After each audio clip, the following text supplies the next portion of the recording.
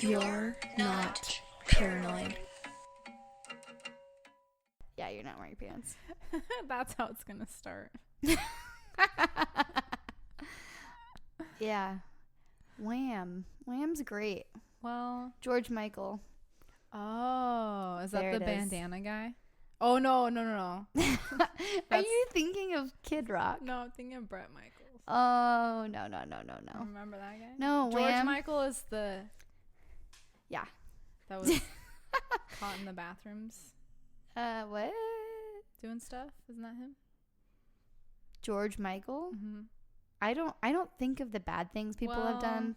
I only think of the good things. I mean, in bad. Wham, bam, I am the man. That song? He's dead? Yeah.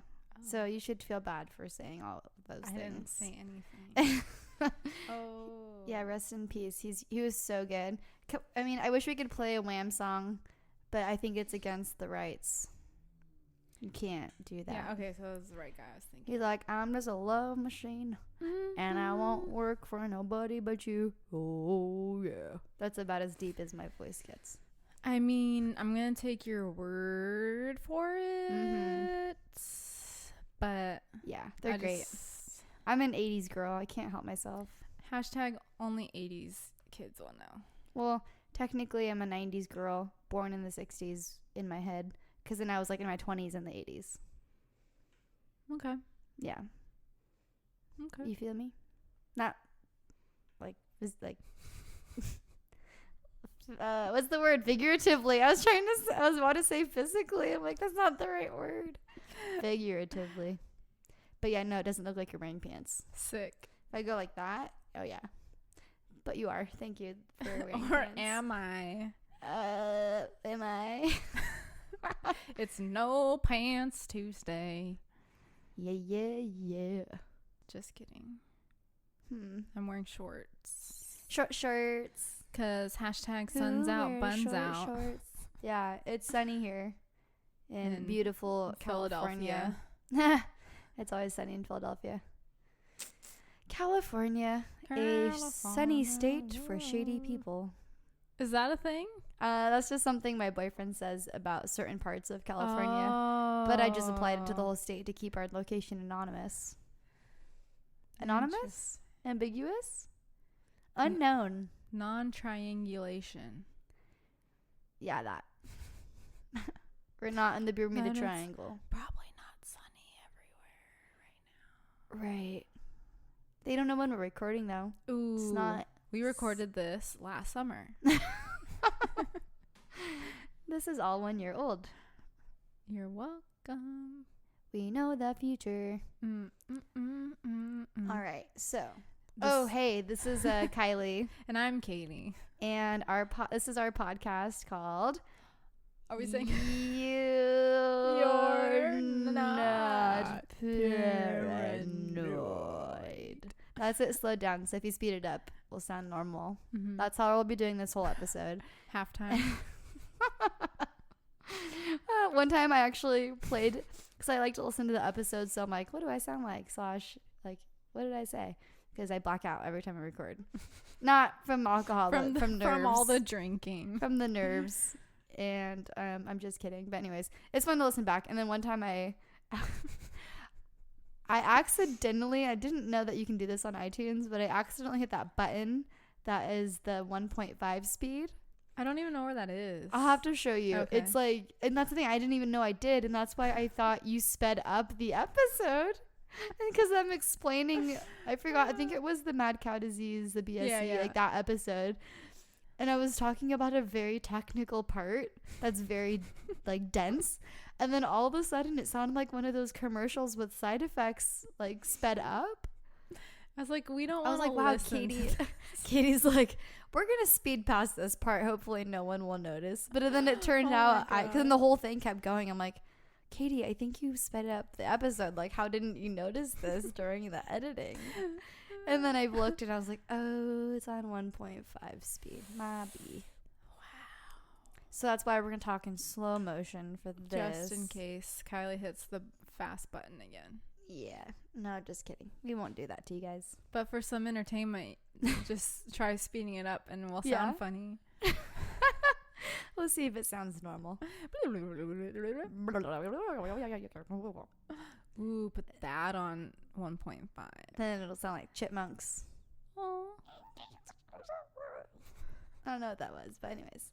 Okay, so our podcast is called You're Not Paranoid, in case you couldn't decipher what we were mouthing slowly with words. We talk about things that people get called paranoid for caring about. Yeah. And we're saying that the word paranoid shouldn't be thought of as like a negative thing. Mm-hmm. I mean, or we shouldn't feel bad for caring about these things. And so you're not actually paranoid for caring about it if it really happens. Does that make sense? Yeah. Okay, I know you know. But like everybody else in the room, does that make sense, audience? Yeah. Oh my gosh. Okay, cool. They agree. Awesome. Yeah. So today... It's episode 15. 1-5. Okay. Do you guys remember? Do you know what that means? First of all, we made it this far. Yes. Ooh. So far, we have X number of listeners. No, I'm just kidding. So if you've been listening to everything, thank you. We appreciate you very much. If you haven't listened to the episode where I asked Katie, was it 0 or 1? I think it was 1. Okay. Where I mentioned my love for hot Cheetos, and then I found out Katie never ever tried hot Cheetos, and I was like, what? I was like, okay, this is it. Episode 15 will be the big reveal of the Katie tries hot Cheetos. I will eat them on the podcast. That sounds weird, but yeah. Well, Katie will try them live, recorded live. So here they are. They're ready. I'm nervous. They're a mini bag, so that I'm not gonna I'm not gonna eat all of them. I mean, I could, but anyways. So keep listening to the episode. Mm-hmm. If you just want the hot Cheeto goodies, then skip to the end of the episode. But we would like you to listen. But we're not gonna start with that. We're gonna end with it. Oh man, because this is gonna be a semi-intense episode. Yeah. So stick around. So today's episode is kind of a hot topic. Is it? I think you would agree. Yes? Her eyebrows say yes. But her voice is saying... Butter. Well, I didn't read that much about like people's personal opinions. Well, I guess I did, and it was mostly negative. Right, so that's what I mean. When I say hot topic, I mean... The dogs they're very passionate. They're very passionate about this topic, so. Yeah, so see, they really, yeah, I agree. So. Thank you for contributing, Judy. Thank you for that intro. Yeah, so as the dogs have said, and that's our whole episode. So thank you so much. They kind of summarized it. Thank you to our guests. Yeah, our expert witnesses. Yeah. It's kind of a hot topic in the way that it's a lot of people. What? Controversial. Yeah, that's an interesting way to say that word. Controversy? No, you're so strange. I love it. Hey, I love it. People from different parts of the world say it like that. Oh, really? Oh, yeah, you would know. And they say aluminium. Okay. And controversy. Okay, well, the controversy and controversial. Would you say controversial? I don't even know. Convertible. I'm really bad with words. Katie's learning English as we record this. It's very convertible. What if we were just using all the wrong words all of the time? Maybe sometimes I do. You're pretty good at catching them. Anyways, it'd also be annoying, but okay. My listening to myself is like, spit it out. Okay, so we're talking about, Katie, you go. We're talking about corporal punishment. Corporal punishment. What's that about? Like because it's sad. Yeah. Oh, sorry. I thought you were bummed that we were talking about it, but it is a bummer. Yeah.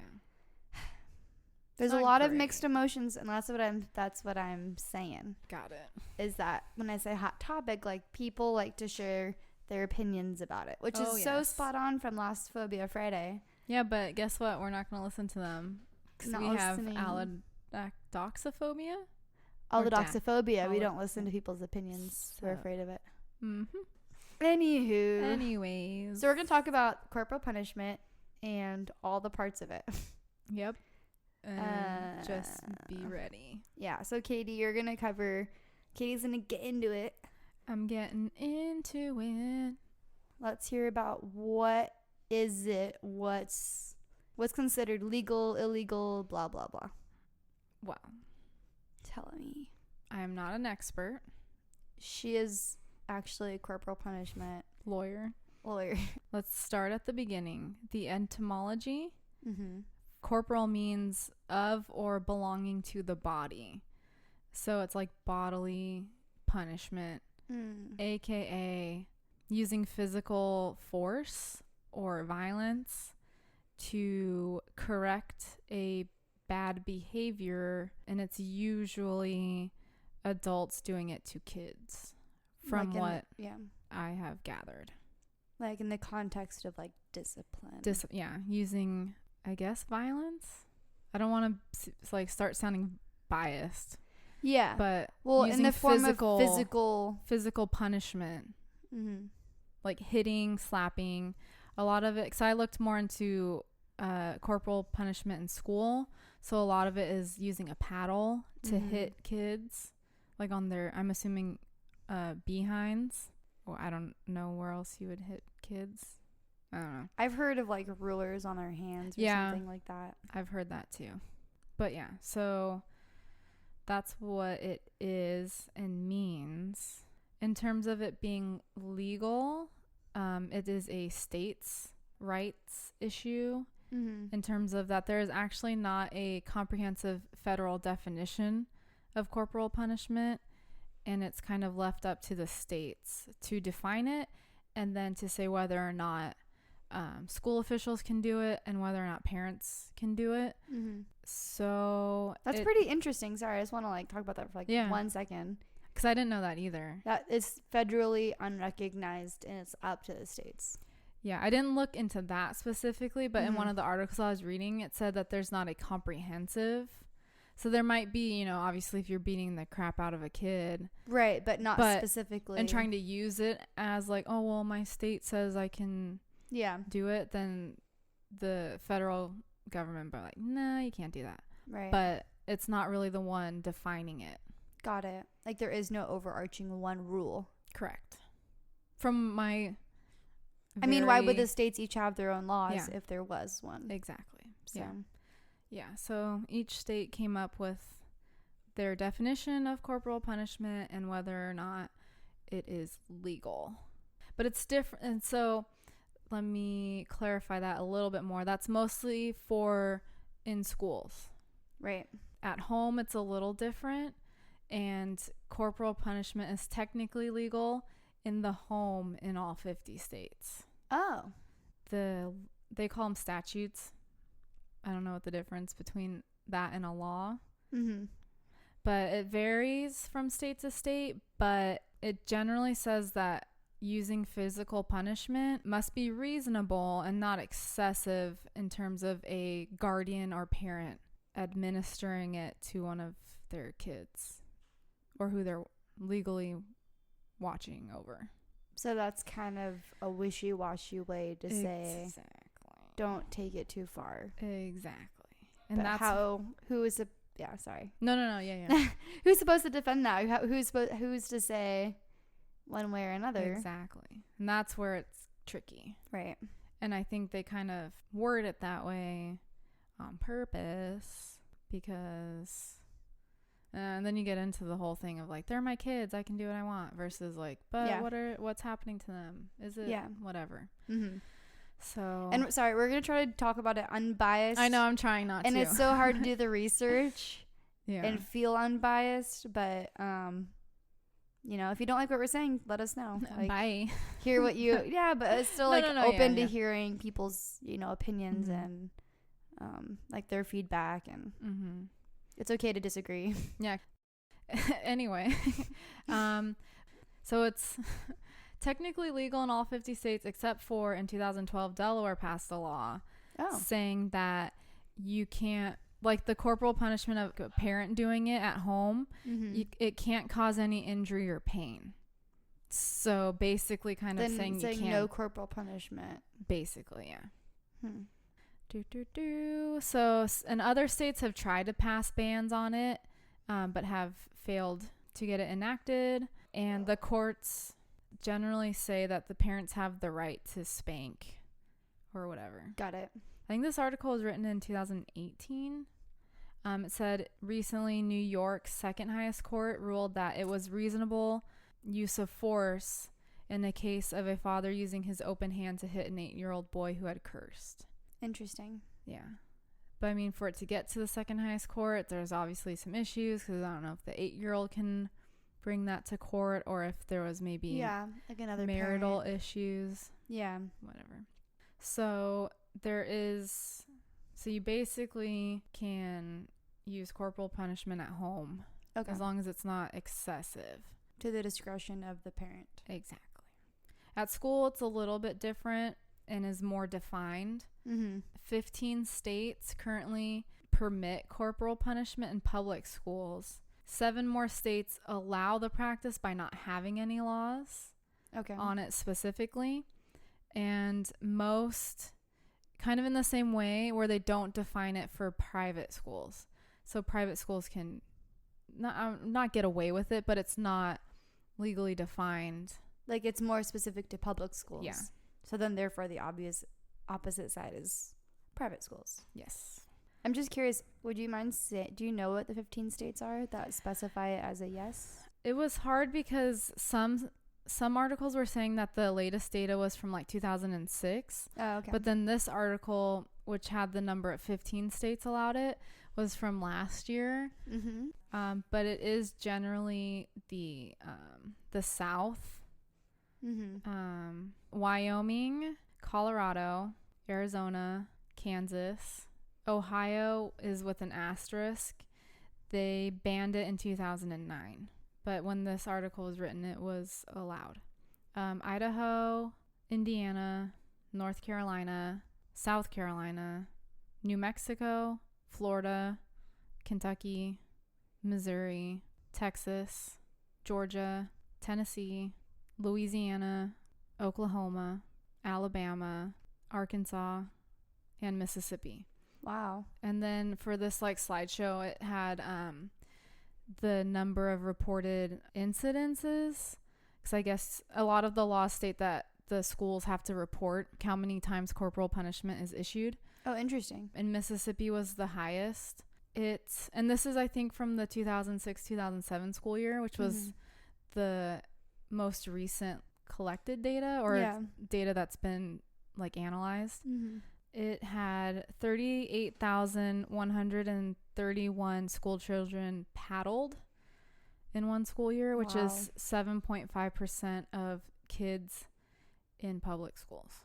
Dang. So that's the highest rate. A lot of them, we'll put this link on the website so you can see all of them, but it's like fractions of percents. Oh, okay. So that one was like really high. Yeah, it's not, because it counts down like to the highest prevalence. Oh, okay. So it goes to like 2%. Like Alabama was 4.5%. I mean, that just goes to show that it's quite prevalent, I would think. Yeah. Well, and that's also it being reported and that's all that true. Stuff. Yeah, because you have to count on the school to actually say it. Yeah. In the more recent article, it's found, or wherever they got their info. Oh, Education Week, which sounds like a magazine or something. They analyzed the data and they found that more than 109,000 students were physically punished in 21 states during the 2013-14 school year. Wow. And their study shows that decades of research suggest that those students are at least as likely to experience negative effects as positive ones. Yeah. But you're going to go more into that. Yeah. And that's just what one article is saying. In terms of who gets punished, for the public schools, was that like a certain age, or was that all public schools? It just said school children, so I'm guessing. Okay, so maybe like elementary to high school. Yeah. I feel like it'd be harder to do that to high school kids. Yeah. But I mean, I never went to a school where it was allowed, so I don't know if there's maybe more like fear of teachers. Yeah, by that age, because you're already used to it or something like that, or you expect it. The numbers reveal that boys are more likely to be punished physically than girls, and and what's sad is that it's disproportionately applied to students of color and those with disabilities. Yeah, I read that too. Yeah, that is really, really sad. Because it seems that like in states where it's allowed, like the teachers just get fed up, or they don't know how to like deal with kids with disabilities, or I don't know. And focusing on students of color. Yeah. Yep. That just shows how like systemic the discrimination goes. Yeah, how deep seated. And from such a young age. For such a young age too. So there's an interesting article that I read that was about a specific person's experience, where it was like a girl who had autism and like ADHD. And so it's kind of like talking about her having to be in school where corporal punishment was allowed, and she just remembers being hit like a lot because, you know, she was different and didn't learn in the same ways, and the teachers weren't taught like how to deal with her. So, or like behaving outside of the norm, whereas today there's like more information about like autism and ADHD. Yeah, so it says that states still using corporal punishment, students with disabilities can be up to 5 times more likely to experience the punishment than students without disabilities. Wow. And that's from a report in 2016. So, and then in terms of like the racial discrimination, for example, in Kentucky, white students are about 7 times more likely to attend school that uses corporal punishment, but black students are the ones that receive the most the corporal punishments. Yeah. But it's weird because the same kind of studies and stuff show that a majority of American parents still support spanking at home. Yeah. So there is kind of like that difference of like who is doing it. Exactly. Like being comfortable, you know. Well, I feel like too, schools are so much more visible. Because everyone, like all the other students can see compared to behind closed doors. Some state laws say that it has to be with no one watching. Really? Yeah, which is like, I would be interested in hearing about that.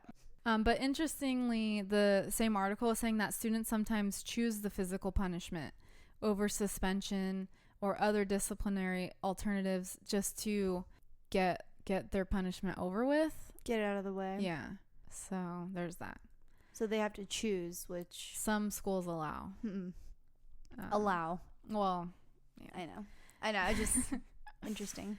And so there is a cool website called State Laws. And that sounds like such a cool website. It's so cool. You can search whatever laws. And so then I did corporal punishment in schools. Since it is a state right kind of thing. Yeah. It has all the states, and then you can click on them, and then it shows like what their definition is of corporal punishment. Oh wow. And if it like to what extent it's allowed. But in that website, it kind of gave a brief little synopsis of the history of it in terms of the law. Yeah.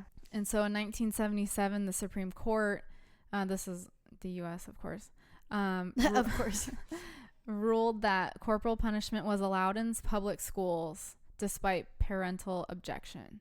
So before that, very few states had prohibited it. And the court's decision motivated many states to pass laws prohibiting the physical punishment in public schools. So I guess that's when it was made officially a state's right, was in the 1977 decision. And so I chose 2 examples, but then I found a third one that's kind of interesting. Yeah. Of like one that doesn't allow it, and then a couple that do. Mm-hmm. I'll try to go through those quickly. Take your time. We're at an hour. Oh my God. No, we're not. Liar. So since we also live here, I decided to do California. Yeah, just to kind of get like a reference for us. Surprise, it's not allowed here. In schools. In public schools. Okay. So in California decided this in 1986. Wow. And that's when it was officially banned. So California is a little different in that it has a couple different laws. There's 2 parts that address corporal punishment. It's kind of weird. Corporal punishment in public schools is not allowed. Okay. But then they also made like a amendment or something that it's not allowed even when a parent says it's okay. So they're just like, no. And I feel like that's more to cover their butts because a public school teacher is technically a government employee. Yeah. So that if the parent's like, it's okay, and then the teacher's like, okay, and then like uses corporal punishment, then the parents could turn around and like sue them or something. So I think that's more just to cover butts / keep it consistent. Yeah. Because even though the parent's saying it's fine, it's like, fine, then you should. Like, you have to keep track, like, okay, corporal punishment list. Mm-hmm. Okay, is Timmy on there? Yes. Well, that's what I'm going to get to later. Oh, man. It's weird. Sorry. No, it's fine. Yeah, so California is one that just, it's public schools, doesn't say anything about private schools. Okay, so technically private schools can still. Yeah, and you kind of hear that stereotype of private schools. Mm-hmm. So California, why can't they also make it private schools? Is that because they're not funded by the state? Yeah, but for the most part, a lot of things aren't funded by the state, and there's still laws. You know what I mean? Yeah. Like, not like an argument towards you, but I like, it just seems kind of like we're just gonna look away at this one. It's like, no. I'm guessing that's where, if people wanted to, the excessive use of force or like child endangerment or like having to use one of those laws. Yeah. Interesting. But I think it also is because a lot of private schools are religious based. Okay. And so, the separation of like church and state, I feel like to some degree is that also. Yeah. Interesting. Okay. But that's just my guess on that. Yeah, that makes sense from like a broader level at least. Mm-hmm. So California law defines corporal punishment as the intentional infliction of physical pain on a pupil by a person employed or engaged by a public school. It does not include acts like breaking up a fight between students, preventing damage to property, forcefully taking objects away from a student, or self-defense. And then this one's funny. It also, or as well, any pain or discomfort that comes as a result of voluntary engagement in athletics does not constitute corporal punishment. Wait. Are teachers wrestling with students or like fighting them or what, like football? I'm guessing this comes from a coach, quote unquote, punishing the team by, say, having to run laps or do hundreds of push-ups. Inflicting, yeah. So you're technically inflicting like physical pain, but touching them. Yeah, California law is like, yeah, but that's not corporal punishment. You still have to run those. You still have to. Yeah. I had to do that for softball. That was the worst. Yeah. I had to run to like the further field, and it wasn't even that far, but I hate running. That's why I played volleyball, where the court is very small. Yeah, you don't so have to go. They just made us run lines. It's just like not so bad. That's not too bad. That's the only reason I played volleyball. Yeah. For the least running. I like it. Just kidding. An example of a state that allows it is Texas. Mm-hmm. So Texas is a interesting one in that it allows corporal punishment, but in public school, but it is considered lawful unless a parent or legal guardian has refused to give permission with a signed written statement to the school board saying you cannot use corporal punishment on my student. Huh. And they have to submit that letter every new school year. So that made me think exactly what you were thinking of, like, do you have like a corporal punishment list? Probably. And then so it's like if someone really ticks you off, you have to be like, wait, let me check my list to see if I can hit you. Or like maybe they have certain decals next to their sticker on their desk. They have to wear like a scarlet CP or something. Oh man. Yeah, wow. So that's like a step in the right direction, but it's just weird. At what point it's like, okay, if the majority of the class is excused from corporal punishment, then it's like you either get hit or you write 100 sentences like, I will not talk in class. It's weird. That's really interesting. Yeah, I say interesting, but when I say interesting in this case, it's like question mark. Yeah. I would be interested to see how many kids have those letters. That's what I'm saying. At what point? If they can like if they're like taunting the teacher, or they know they can get away with more. Yeah. Because like, what are you gonna do? You can't hit me. Yeah. Meh, meh, meh, meh, meh. Oh, that's Katie was that trouble child. Huh? Oh yeah. But Texas says corporal punishment is deliberate infliction of physical pain by hitting, paddling, spanking, slapping, or other physical force used as a means of discipline. And they also exclude the physical pain caused by athletic training or confinement, restraint, seclusion, and timeout, because those are addressed by different state laws. Oh, interesting. Mm-hmm. Okay. Sorry, I need to come up with another word besides interesting. Curious. So the other one that I chose is North Carolina. Oh, okay. They have a law explicitly allowing teachers and principals to use reasonable force as a means of discipline. So principals, teachers, and other school personnel are allowed to do it. Because it's basically saying anyone at the school. Yeah.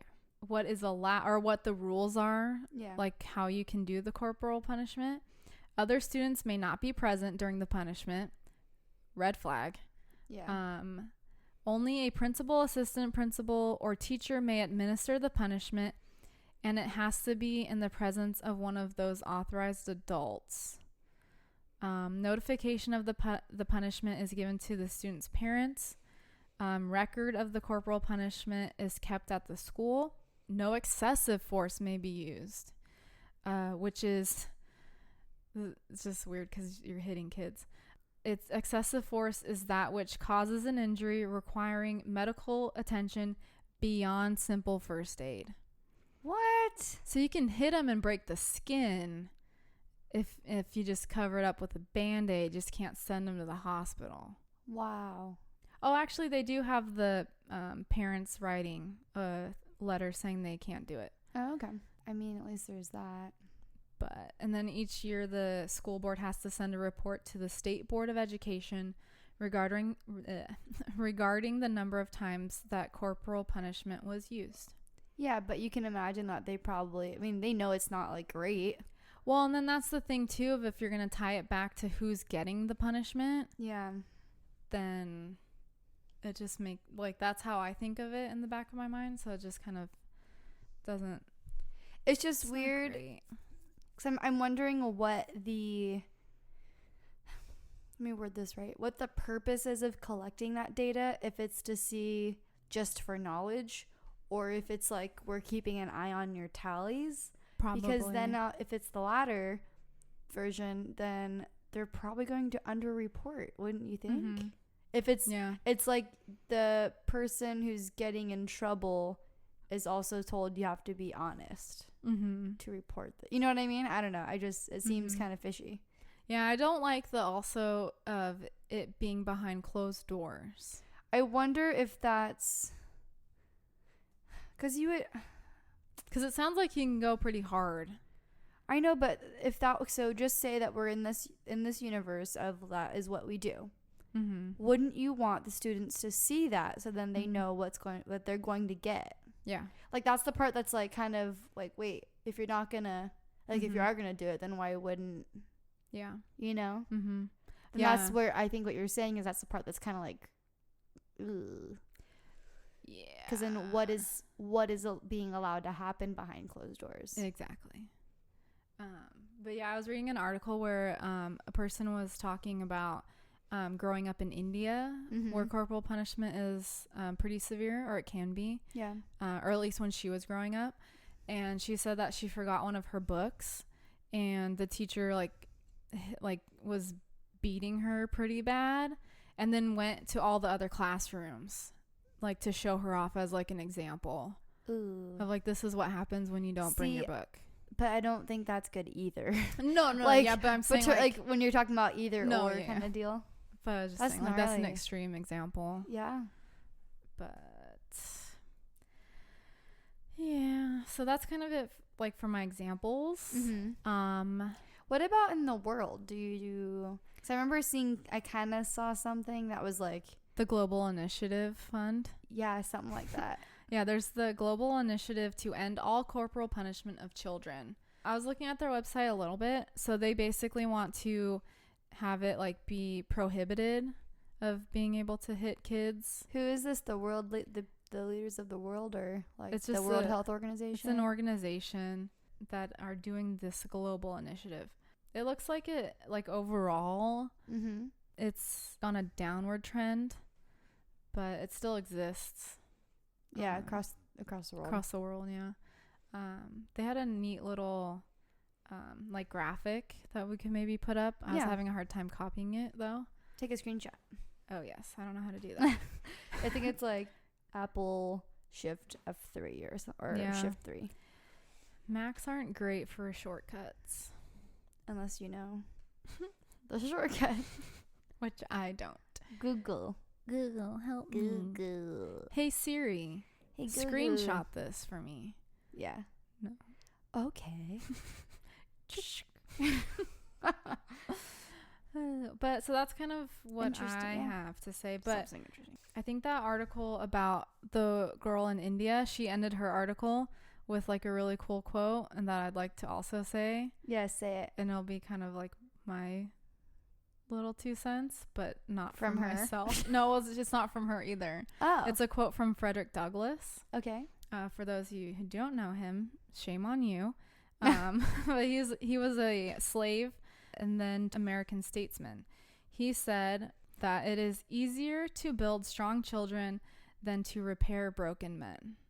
Oh, I like that. So that is very true. And I feel like you will be able to tell us why. Yeah, a little bit. I mean, so that's your nice segue for me. I tried, yeah, okay. A little bit. So yeah, I'm gonna talk about the kind of like the effects of corporal punishment on children, and kind of how it goes into their adulthood as well. It's really interesting. Going into this, I feel like I was trying to be unbiased as much as I could. And then you kind of read how things are worded, like explaining corporal punishment, and then you kind of you'll see as we go through. Okay. I tried to be unbiased. These are all the researchers. There are actually a lot of researchers who are looking into this and trying to share, like, inform people about what is really happening and like why they think it's not okay. So this is all in the context of, because the research shows it's not okay. Okay.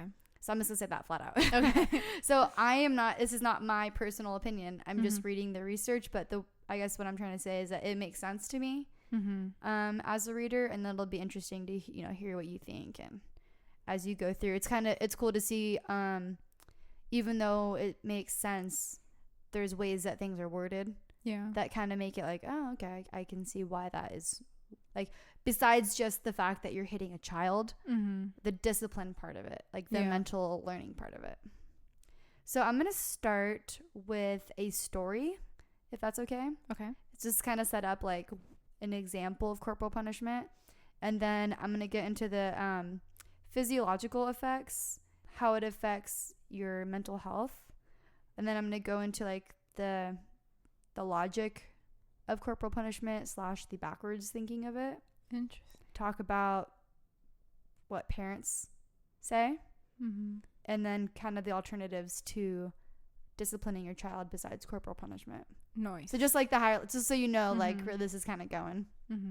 So those are the 5 themes. So the I wonder if you've heard of this, and I thought this is a story you're going to say because it kind of went viral. In 2011, there's a video that was circulating where it was a video of a girl who was 16 in Texas being beaten by her dad with a belt. No. He was beating her because she got caught illegally downloading video games. By him? Like I guess she got caught somehow or something like that. She said that she had a feeling. So, okay, let me back up for a second. She had corporal punishment as a kid. Mm-hmm. So the concept of like the spanking and like you need to do good. If you don't, you're going to get a spanking. But then it evolved into something much worse into her teen years. And so it became this repetitive thing that she knew like the signs of when her dad was going to beat her and punish her. Because at this point, it wasn't corporal punishment. It was more abuse. Mm-hmm. But using it in the light of corporal punishment, in air quotes kind of thing. Because it escalated. So it went from like spankings to full-on beating with a belt. Jeez. And because she knew the signs and she had a feeling it was going to happen that night, she felt like she needed evidence of it. Because her mom was aware. Oh. Her mom was aware, but her mom didn't do anything. Mm-hmm. She kind of stayed out of it. He would tell her, like, go somewhere else. Yeah, that's like classic. Yeah. Like parental. Exactly. And so the daughter set up a video camera in the room where it usually happened. And sure enough, like 30 minutes into the recording, because it's just like an empty room, they come on, camera, and he's beating her with a belt. Jeez. And it's online. You can watch the whole thing. Yeah, it's I pretty haven't seen it graphic. Or I haven't heard of that. Yeah. He had to turn, like the lights are off so that nobody can see in from outside, the windows. And she didn't actually, so this was when she was 16 that this happened. She held on to that video for 7 years. Whoa. And released it when she turned 23. Or I don't know if it was not like her birthday, but she was 23 when she released it. Mm-hmm. And this was in 2011. So ironically, her dad is a Texas judge. Oh boy. He handles, among other types of cases, family and juvenile cases. So she actually got interviewed on CNN. That's where I kind of got this story. And she was saying that she's like really upset. And you can see like when she's talking about it, she's pretty shaken. Like she's, trying to come to terms with like even it still. But she's upset because her father's in denial. Oh, gosh. And doesn't think he really did anything wrong, that he was in the right for doing, handling it that way. Like he had gotten interviewed and he was even said like they caught him like, trying to drive out of work or whatever because he had to go on leave because there was so much like backlash seeing the video going viral. Like people were really upset. And when they did like a quick like, hey, do you have anything to say? And he's like, I don't think I did anything wrong, that kind of thing. Nice. Just to put it in perspective, she said that was like one of the worst beatings that he had done to her, and she had bruises that were like very visible all over. And she told him that it really hurt to walk and that the bruises were the worst that they had ever been. And his response was good. So that just kind of sets the precedent for like what we're talking about here. So mine is kind of in the context of it can be parents or adults in general. But the point is that it's an adult putting or using corporal punishment on a child. Whether that child is, young till 17. That's kind of like, any child. Basically. Like you went over the law, so you get what I'm saying. I know what I'm trying to say. The physiological effects is what I'm talking about first. So there's a lot of debate that focuses on the ethics of corporal punishment. Yeah, I feel like that's one of the biggest. Yeah. Like when people talk about it. Exactly. So there's one study being done by Dr. Joan Durant from the University of Manitoba in Canada. And their research specifically aims to shift the ethical debate over corporal punishment into the medical sphere. So instead of they're like, everyone's going to have their opinions. Exactly. Let's look at the facts. The report says that spanking can reduce the brain's gray matter. Wow. Which is the connective tissue between brain cells. Just to put that in perspective, the gray matter is super critical to the nervous system or the central nervous system because it influences areas of the brain that are involved in sensory perception, speech, muscular control, emotions, and memory. Wow. Those are important parts. Yeah. I mean, I don't know about you, but I feel like it is. And then there was another, I'm going to keep saying a study or a doctor because there are a bunch. So bear with me. But another study at Yale showed that 42 adolescent subjects who were reported being either abused or neglected also showed a reduction in their gray brain matter. Wow. Hillary Bloomberg, an associate professor in the departments of psychiatry and diagnostic radiology in the Yale Child Study Center, she's the author of the study, or the senior author of the study, said that here we have teenagers who may not have a diagnosable illness, but still have physical evidence of maltreatment. And this could explain why they have trouble with school performance or increase their vulnerability to depression and behavioral difficulties. Wow.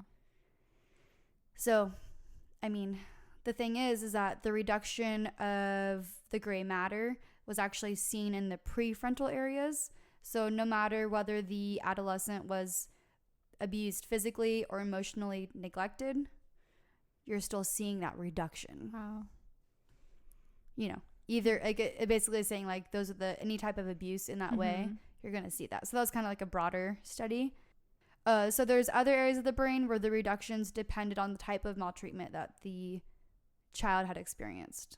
So there's an example that the emotional neglect was associated with decreases in areas that regulate emotions. Makes sense. So it's interesting because it's not just like emotional, psychological. It's like your brain is actually changing. Wow. Based on, what's happening. For boys, the reduction in the brain matter, the gray brain matter, or that's so hard to say. Gray brain matter tended to be concentrated in areas of the brain associated with impulse control or substance abuse. So that's for boys. And in girls, it was in areas where the brain is linked to depression. Oh, wow. So fortunately, those kinds of deficits in adolescents and young adults and children aren't likely to be permanent because they're still developing and growing. I think we say that the brain doesn't fully stop growing until like 27. Something like that, yeah. And that she says that there's a lot of plasticity, and it's always critical to find ways to prevent maltreatment and to help the youths who have been exposed. I like that one or those two studies, because they really aren't focusing on the ethics of it. Yeah, it's not whether or not it's right or wrong. It's like, this is what happens. Regardless. And it's not in the second one, it's like not just corporal punishment, it's any kind of abuse. And they're grouping that in there because technically it's an adult hitting or disciplining physically a child. And so that's how it doesn't really matter what you consider to be abuse. That is how it's going to be taken as, the kid / the brain is going to react in that way. That kind of digesting it. So there's more than just physiological effects. It's emotionally damaging as well. They say that like spanking gets quick results, but it doesn't reduce the undesired behavior. Yeah. It can also cause long-term emotional damage that inhibits the learning process.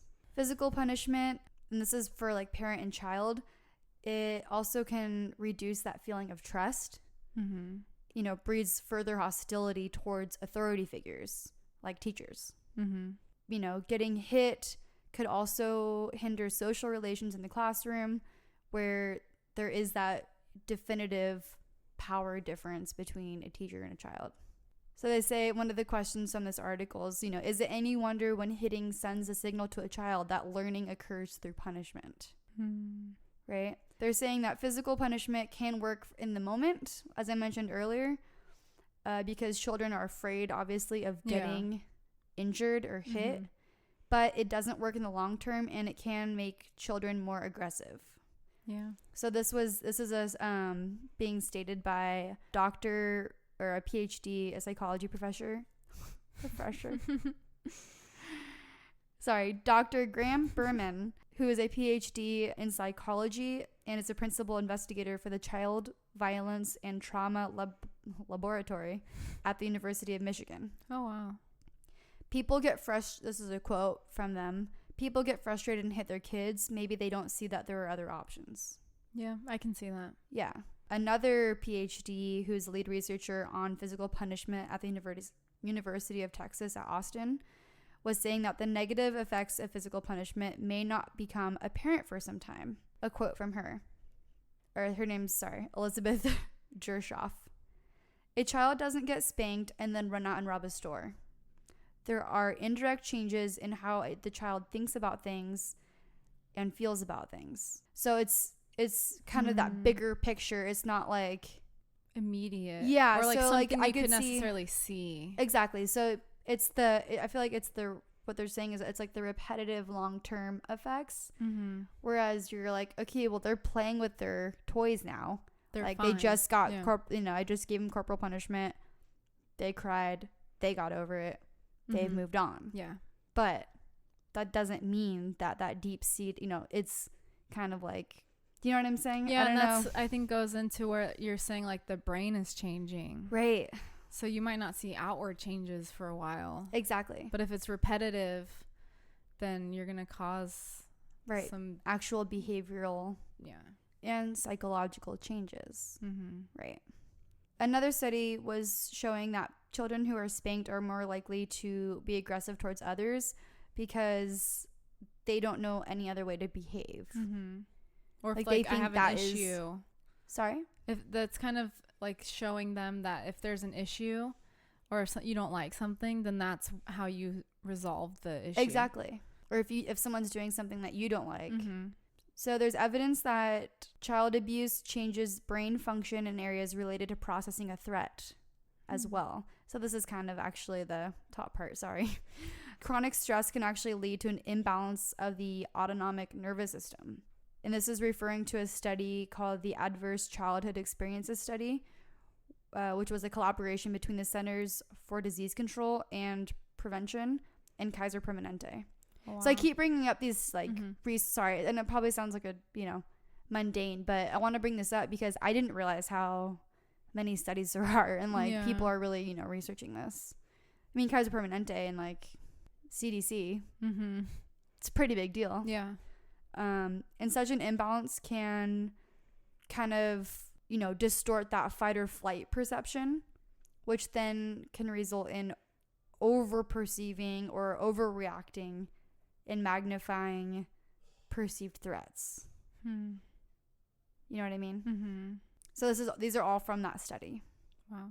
Let's talk about why it doesn't work, or kind of like the way I see it is kind of like that backwards thinking aspect. This is from someone who was the APA president. I believe that's the American Psychiatric Association. I believe the P is silent. Said you cannot punish out the behaviors that you do not want. Yeah. There is no need for corporal punishment based on research. We are not giving up an effective technique. We are saying this is a horrible thing that does not work. Wow. So they're pretty strong. Yeah. The people who, that's a huge organization, the APA, they feel very strongly about it. And they probably have to if there's still 15 or 19 states that allow it. Exactly. Physical punishment. So this is Dr. Elizabeth Gershoff that I mentioned earlier from the University of Texas, Austin. Physical punishment doesn't work to get kids to comply, so parents think they have to keep escalating it. Oh. That is why it is so dangerous. Parents have long been using spankings, swattings, or whippings to correct a child's behavior. But as social norms evolve and more research surfaces in support of alternatives, the line between corporal punishment and child abuse is becoming increasingly blurry. So that's a bit I copied from CNN because that was really nicely worded. Yeah. But that's what they're saying. It's like there's a lot of gray area that can get dangerous. Yeah. George Holden, a professor of psychology at Southern Methodist University, said, the line between discipline and abuse, I just said that, is a gray area.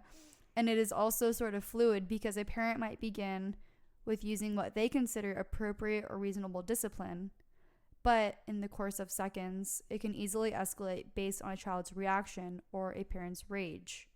It's easy to inadvertently cross the line wherever it is. Exactly. So that's what I'm saying. Like, those were the kinds of things I'm like, oh, it's not even just corporal punishment, not corporal punishment. It's where does it become abuse? And that's the scary part, because once it happens, it's easier to go back to that. You know what I'm saying? Once it's escalated once, I feel like that distance to get to the escalation will become less, because you've already done it once before. Yeah. Or it's already happened once before. And clinical psychologist Marla, I'm going to butcher her last name, but Diebler, explains, you punish kids because you don't want them to do it again, but physical force doesn't show them what to do instead. And it doesn't educate them on a better way to cope or problem solve. Yeah.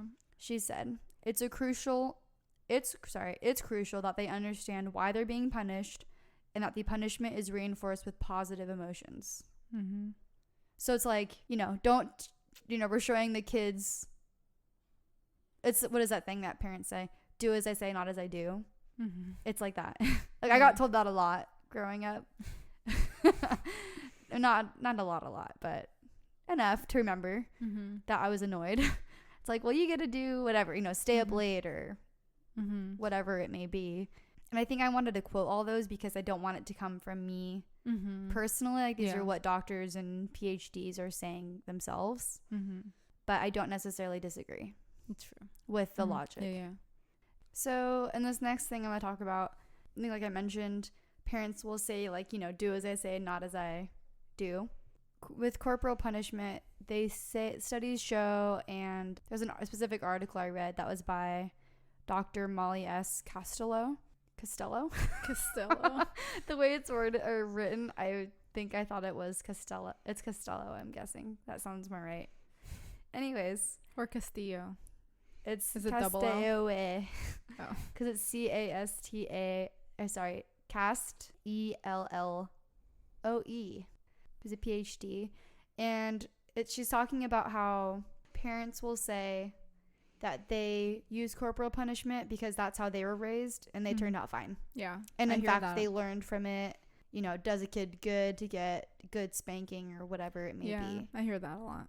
And the problem is that when adults don't kind of see how their past has influenced them, they basically continue to perpetuate the cycle of inflicting corporal punishment despite the studies showing that it doesn't work.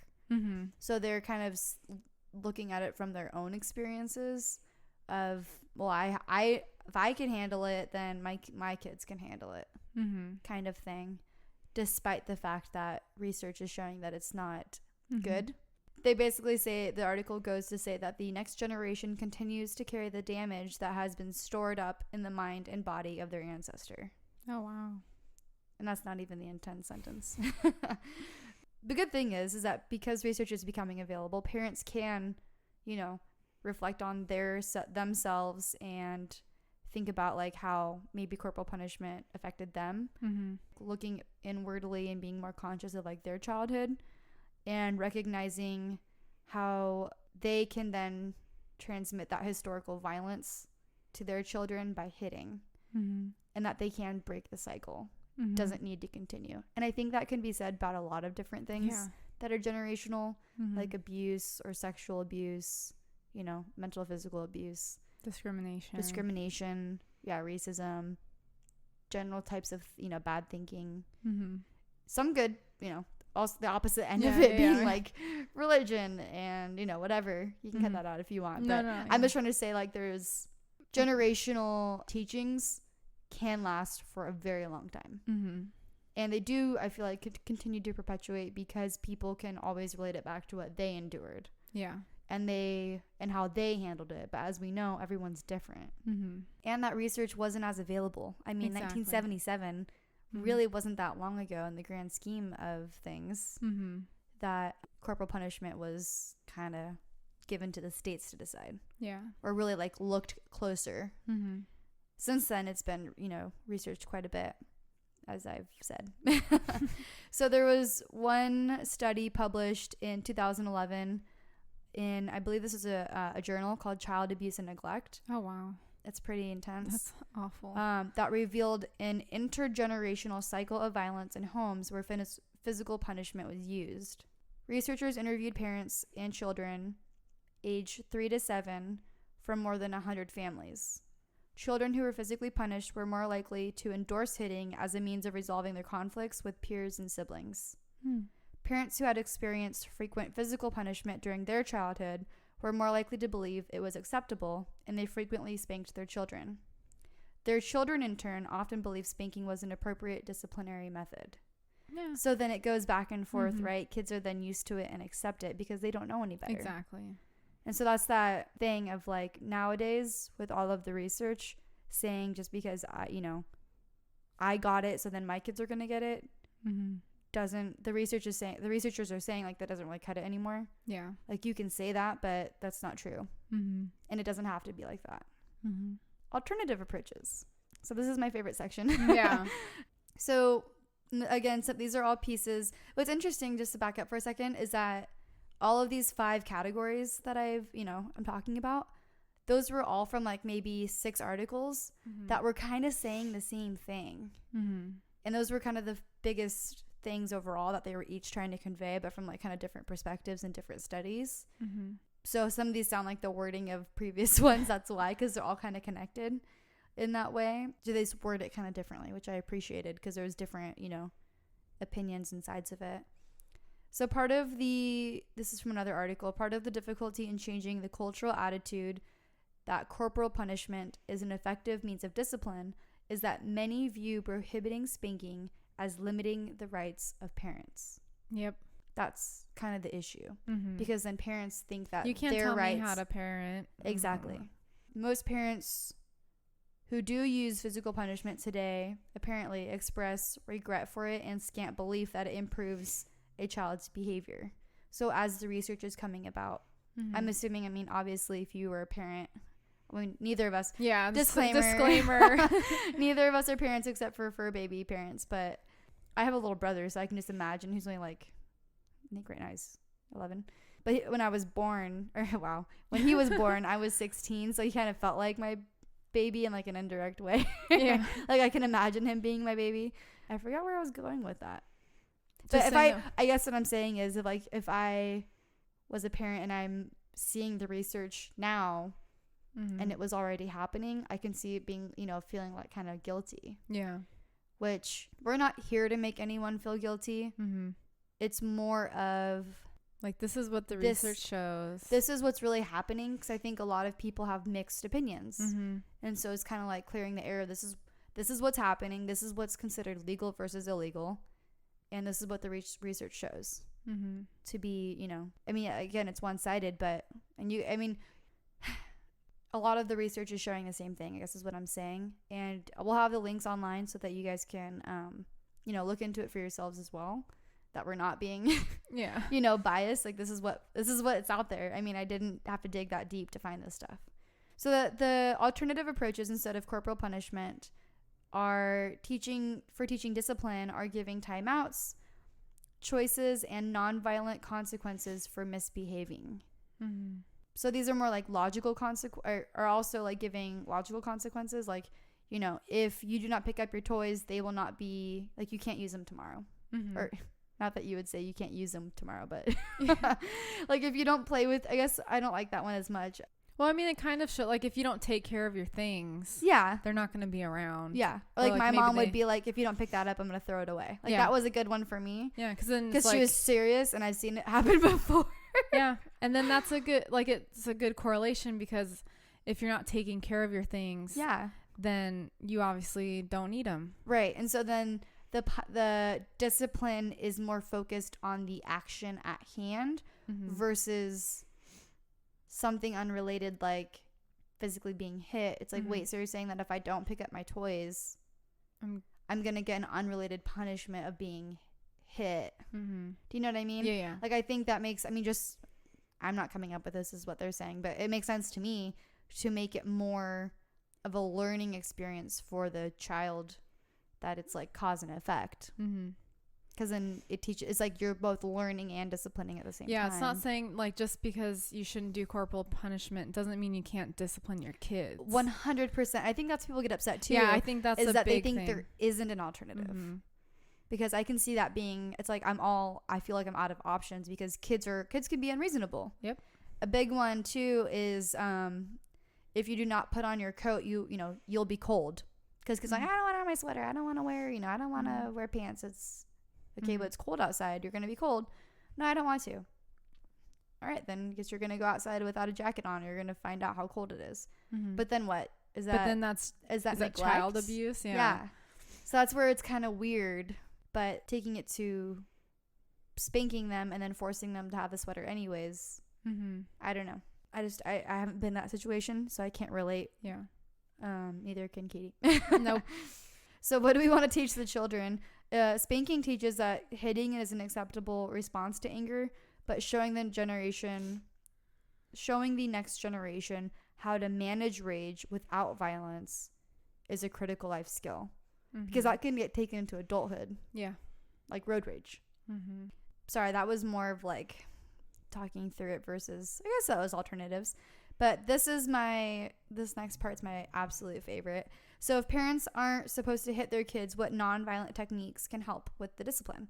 So there's actually a parent management training program by, it's Kasdan again, that person I mentioned earlier who was the president of the APA at Yale, which is grounded in research on applied behavioral analysis. So the program teaches parents to use positive reinforcement and effusive, I don't even know what that means, praise to reward children for good behavior.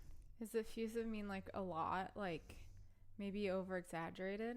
Let me see. Who's gonna look at it first? Me. Effusive is expressing feelings of gratitude, pleasure, or approval in an unrestrained or heartfelt manner.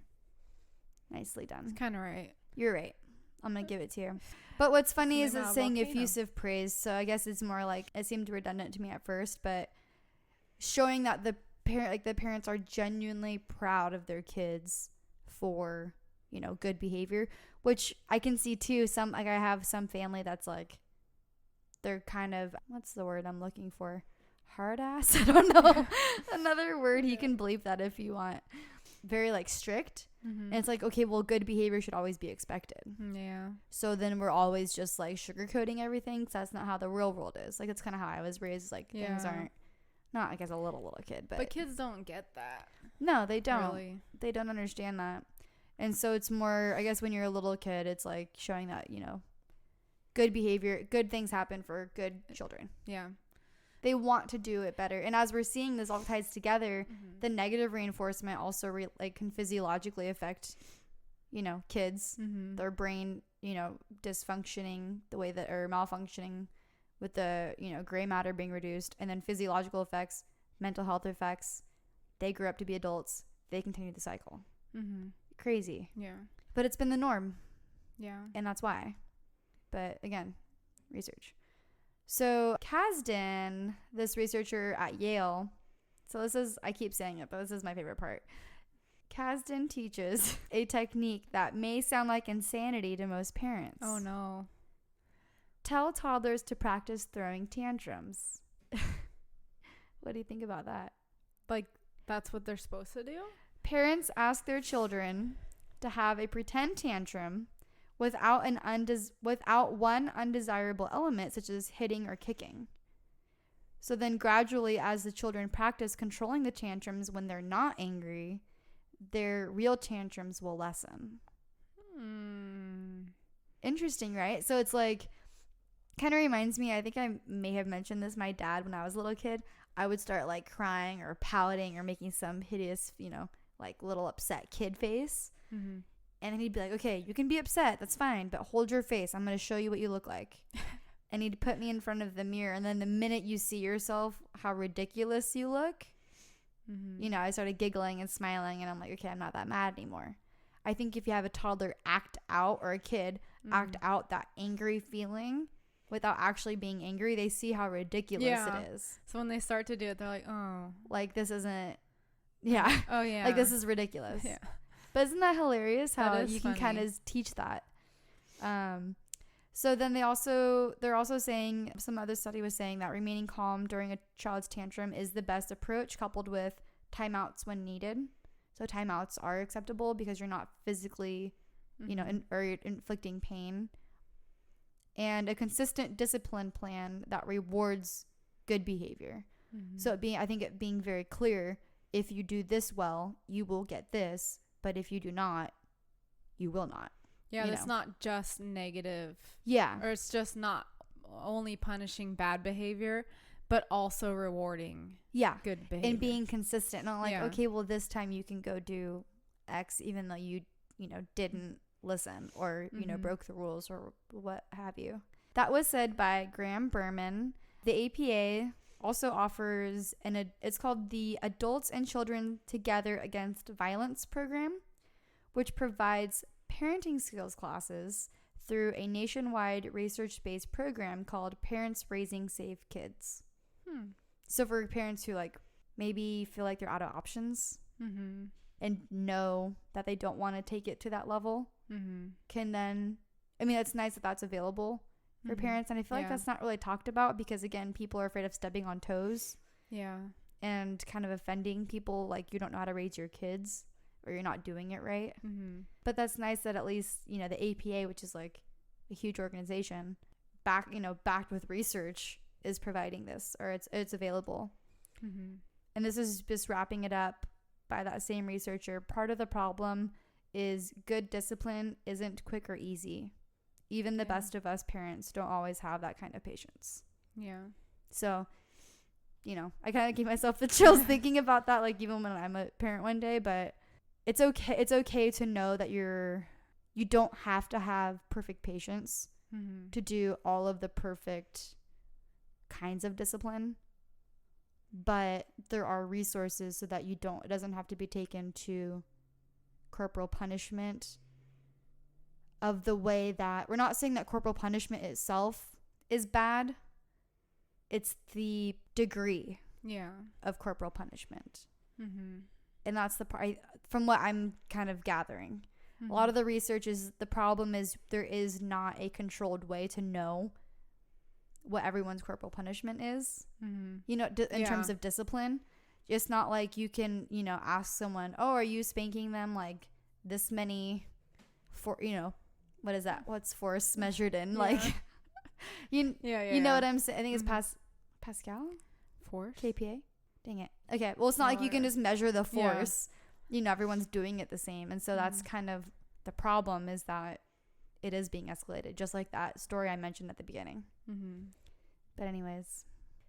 But it's nice that there is research and there's options for other things, because I feel like that's the most common argument is like, well, what am I supposed to do? Or that it's kind of like, I feel a lot of the feeling or that I hear about when someone's like, oh, well, you shouldn't hit your kids. It's kind of like, oh, that's like some new age hippy dippy kind of like, like peace and love. Like, right. And then they go to like, oh, well, I was hit and it's fine. Like, that's how you show discipline. Yeah. But to see that there's actual like research, like scientific research, medical, physiological changes to your brain, that's very clear of, the detrimental effects. Yeah, exactly. It's not just some like, it's not like I can't say it. I think people think of it as almost a pseudoscience. Like there is no research. It's just people are like too soft now. Yeah. Thank you. That's exactly what it is. It's the whole millennial snowflake thing. That I feel like is a really big part of it, is I think that it's people are saying like, hard enough on their kids. Yeah. Anymore. Like, oh, don't, like people are saying don't hit your kids just in the sake of like, oh, we're anti-violence, or like we don't want to everyone gets offended so easily. Everyone yada yada. Exactly. But apparently there's more to it than that. And it is at that point, once you do know what the research says, you kind of have to like, I would look inward and think, okay, maybe I'm not seeing the effects now, but that possibly could affect my child later on in life. And like I said, like looking at yourself, like, you turned out okay, but you know what I'm saying? Yeah. So, I mean, if you, again, corporal punishment has the spectrum. Everything is moderation / doing what, I don't know. This topic is hard. Yeah, I'm just going to end it at that. The topic is really hard to talk about. That's why a lot of my stuff was, some of it was not a lot, but some of it was verbatim quotes, because that is what's being, researched. I do not research this personally. Yeah, it wasn't your opinion. No. So, but it's interesting. Mm-hmm.